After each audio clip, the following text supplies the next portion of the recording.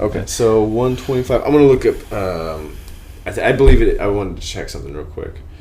I want to see if Rick Baker has been a part of. He does apes. Anything with apes. Art. And American Werewolf in London is like maybe the most famous makeup effects in like modern Hollywood, I guess. Well, this is a huge makeup crew on here. Yeah. Candias. It might not be. I know he's got to be on here. Rick Baker. There's Stan Winston. Yeah. Well, as far as I know, he just worked on that one part of it. He was like an understudy or something. Okay. Rick Baker. Makeup department on. Can't remember the guy who did the original Frankenstein makeup. It was like Jack something or other.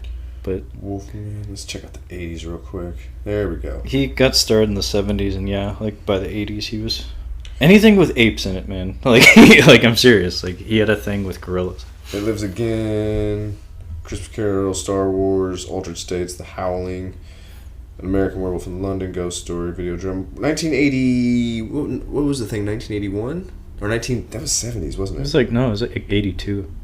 Maybe he wasn't on. Maybe Rick Baker wasn't on there. I don't think so. Because I'm thinking of something. Rob Bottin got a lot of credit for that because Rob Bottin is like a mystery man. Like I wish they would make a documentary about him because he dropped off the planet and he was hot shit. Really? Like he didn't do that many movies, but if you look at the thing and even RoboCop, it's just like this guy is amazing. But yeah, he just kind of like disappeared and he was really young when he got started.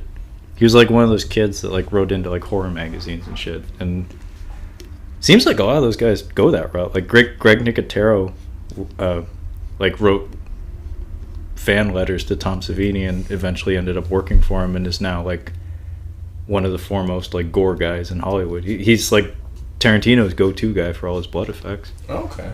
But he started out as just like a teenager that was like an understudy to the greats. Kind of like magicians or something. It's like a weird subculture that very few people get into it, but man, amazing guys. I think I'm thinking of one of the guys on Alien. I think that's who I'm thinking of. Oh, see, I don't actually know who did the first Alien.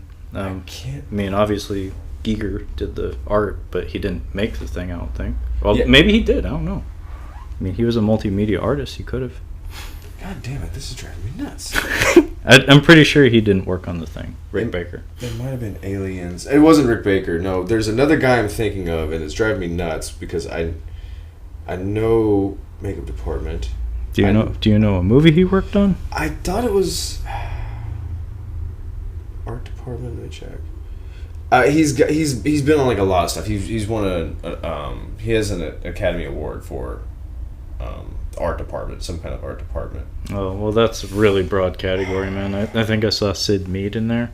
Sid Mead did like mostly architecture designs and stuff. He's well known. Yeah, when you get into that broad of a category, then it gets like if it's just makeup effects, then there's a few guys. Okay. All right, so we're about 131. Yeah. Okay, about 130. Okay.